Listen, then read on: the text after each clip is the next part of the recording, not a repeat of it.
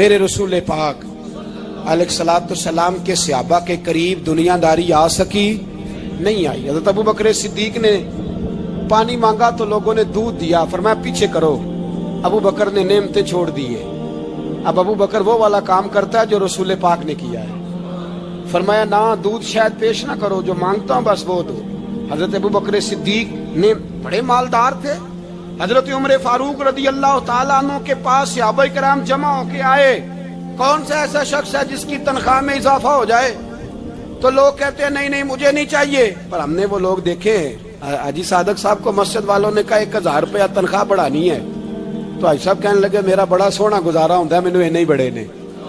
حضرت سیدنا عمر فاروق رضی اللہ عنہ صحابہ اکٹھے ہو کے گئے، کہنے لگے عمر حضور کے زمانے میں بظاہر غربت رہی، جناب صدیق اکبر کے زمانے میں غربت، اب تو بڑی ریل پیل ہے، بحرین سے لاکھوں کا مال آتا ہے، آپ کو بڑے بڑے سفیر ملنے آتے ہیں، پر آپ وہی پرانا کرتا اور وہی تامت جو کئی جگہ سے سی آپ نے کئی جگہ سے پھٹی۔ اور حضرت عمر ایک دن عید کی نماز پڑھانے گئے تھے تو ننگے پیر ہی چلے گئے، لوگوں نے کہا جوتا، فرمایا ٹوٹ گیا تھا یار، پہننے کے قابل نہیں تھا، فرمایا ننگے پیر آ گئے ہو لوگ کیا کہیں گے، فرمایا چھوڑو، عمر کے پاؤں ننگے ہیں لیکن عمر کے کردار میں تو کوئی شک نہیں نا، پیر ہی ننگے ہیں نا، کیا ہوا، چھوڑو اس بات کو، کوئی پیار نہیں دنیا داری سے، دولت سے کوئی چکر ہی نہیں۔ حضرت سیدنا عمر فاروق رضی اللہ تعالیٰ عنہ کو صحابہ نے اکٹھے ہو کے کہا، یہ ہے امت کے بیدار ہونے کے طریقے جو عرض کر رہا ہوں۔ کہا جناب آپ اب بڑا مال غنیمت ہے، اور جس طرح ہر صحابی کا حصہ ہے آپ کا بھی حصہ ہے، تو ایک نیا کرتا ہی ڈال لیں آپ خرید کے۔ اب جب مشورہ ہو گیا صحابہ میں تو کہنے لگے عمر سے بات کون کرے گا، نیا کرتا پہننے کی عمر سے بات کس کو برا لگتا ہے جی، نیا کرتا کون بات کرے گا؟ حضرت سیدنا علی المرتضیٰ کا انتخاب ہوا، کہنے لگے مولا علی کی بڑی عزت کرتے ہیں، ان سے بڑا پیار کرتے ہیں، ان سے بات کرتے۔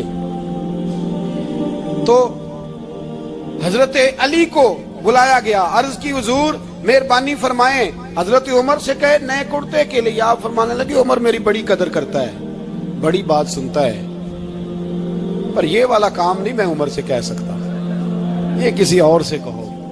تو کہنے لگے آپ رہنمائی کر دیں کس کو کہیں؟ تو جناب علی المرتضیٰ فرمانے لگے اگر حضرت عائشہ صدیقہ سے کہو گے تو عمر فوراً مان جائے گا، وہ مومنوں کی ماں ہیں۔ صحابہ حضرت عائشہ کے پاس، اماں جی عمر کو بلائیں، ان کو کہیں، بڑے بڑے سفیر آئے ہوتے ہیں وہی پرانے کپڑے پہن کے بیٹھ جاتے ہیں۔ اللہ اکبر، حضرت عائشہ نے پیغام بھیجا، فرمایا عمر کو بلاؤ۔ عمر فاروق دوڑے ہوئے آئے، پردے کے پیچھے حضرت عائشہ کے پاس گھٹنوں کے بل، اماں جی دیر تو نہیں کر آیا میں آنے میں، حکم ہو، حضور کے گھر سے پیغام آیا، بڑے بڑے سفیروں کو چھوڑ کے بھاگے۔ حضرت عائشہ صدیقہ کہنے لگی عمر دیکھو جائز پیسے ہوں تو اسلام اچھے لباس سے منع نہیں کرتا، اب بڑا بڑا مال آیا ہے، اب تیرا بھی حصہ ہے، تو صحابہ کرام کی خواہش ہے کہ نیا کرتا پہن لو، بڑے بڑے سفیر آتے ہیں، حرج بھی کوئی نہیں، جائز بھی ہے، کوئی منع نہیں۔ حضرت عمر نے گردن جھکا، جی اماں جی، جی اماں جی، جی اماں جی۔ حضرت عائشہ کہتی ہیں بات ختم ہوئی، عمر نے گردن اٹھائی تو عمر کی داڑھی آنسوؤں سے بھری ہوئی، کہتی ہیں مجھے کہنے لگے اماں جی میں تو صرف مسجد میں دیکھا کرتا تھا، آپ تو مصطفیٰ کو دن رات دیکھتی تھی، جس طرح کے کرتے آمنہ کے لال نے پہنے ہیں مجھے بھی پہنا دو، میں تیار ہوں، میں پہن لوں گا، میں تیار ہوں، پر جس طرح کے میرے نبی نے پہنے۔ حضرت عائشہ کہتی ہے میں پھوٹ کے روئی، میرا پلو آنسوؤں سے بھر گیا۔ فرماتی ہیں میں عمر کی بات سنتی گئی تو میرا پلو آنسوؤں سے، میں نے کہا عمر تو جا، تو ٹھیک ہے۔ فرماتی ہے عمر فاروق سلام کر کے اٹھے، امیر المومنین چلے گئے، اس کونے میں صحابہ چھپے ہوئے تھے، وہ آئے، کہا اماں جی کیا بات ہوئی؟ تو میں پھر رو پڑی، میں نے کہا کیا بتاؤں، تمہیں پرانے کرتے نظر آتے ہیں، اسے محمد عربی کے جلوے نظر آتے ہیں، اسے رسول اللہ کا رنگ نظر آتا ہے، اسے وہ غلامی نظر آتی ہے۔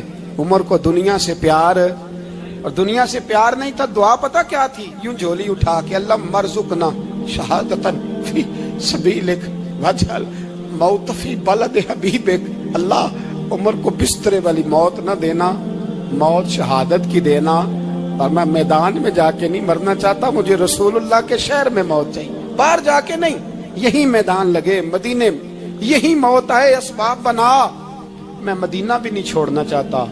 او بھائی، ان لوگوں کو نہیں پیار تھا۔ جناب صدیق اکبر کا وصال ہوا تو زہر کے اثر سے، وہ جو آپ کو زہر لگا تھا، بعض مفسرین نے لکھا ہے کبھی کبھی وہ جو سانپ نے ڈسا تھا تو کبھی کبھی اس کا اثر آتا تھا، بس اللہ نے شہادت دینی تھی کبھی کبھی، ورنہ تو بڑی شفائیں تھیں۔ حضرت عمر شہید، حضرت عثمان، جناب علی، امام حسن، امام حسین، علی اکبر، علی اصغر، حضرت عباس، حضرت سعد بن معاذ، حضرت امیر حمزہ، مصعب بن عمیر۔ میرے محبوب نے تو لسٹ بنائی شہیدوں کی، لسٹ بنائی شہیدوں کی۔ شہادت سے پیار کیا رسول اللہ صلی اللہ علیہ وسلم کے غلاموں نے، پیار کیا شہادت سے، اسی لیے تو کافر اٹھ نہیں سکا کہ شہادت سے حضرت سعد بن معاذ رضی اللہ تعالیٰ عنہ کو زخم لگ گیا، جنگ سے زندہ آ گئے لیکن زخم ہے، رو کے کہنے لگے محبوبہ سارے شہید ہو گئے، میں ایسے ہی رہ گیا۔ حضور نے فرمایا نہیں، رب تجھے بھی شہادت کی موت ہی عطا فرمائے گا۔ اسی زخم میں پردہ ہو گیا۔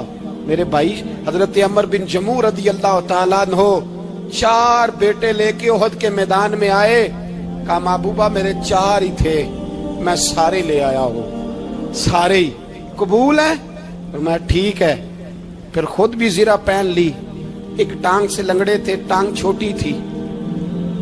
حضور نے فرمایا تو نے کیوں لباس پہن لیا ہے؟ کہا حضور میں نے بھی تو جہاد پہ جانا ہے نا۔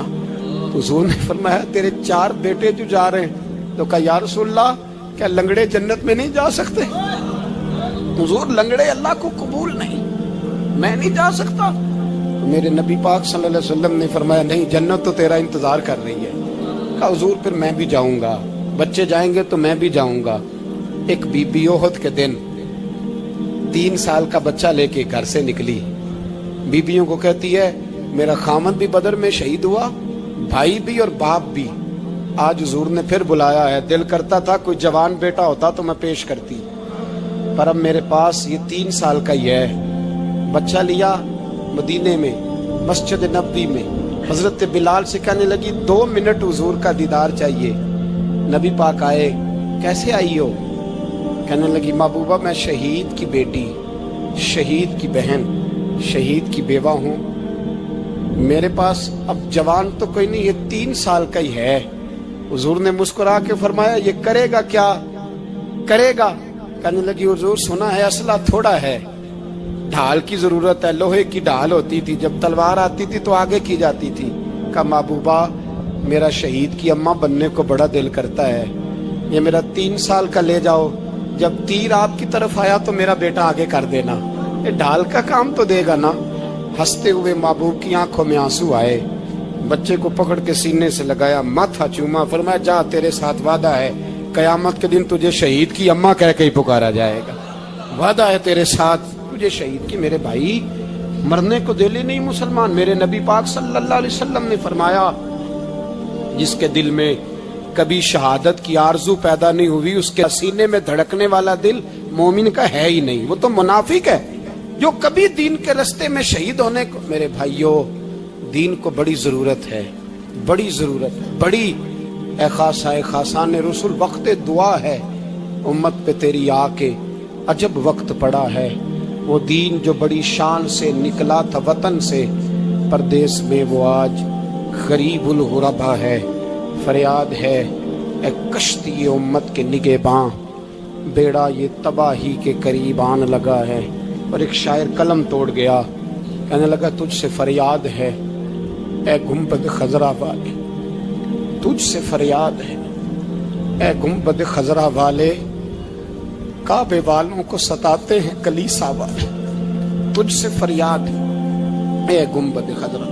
اپنے اندر دین کا درد پیدا کرو، ذوق پیدا کرو، اپنے اوپر مشقت کرے۔ آج جمعۃ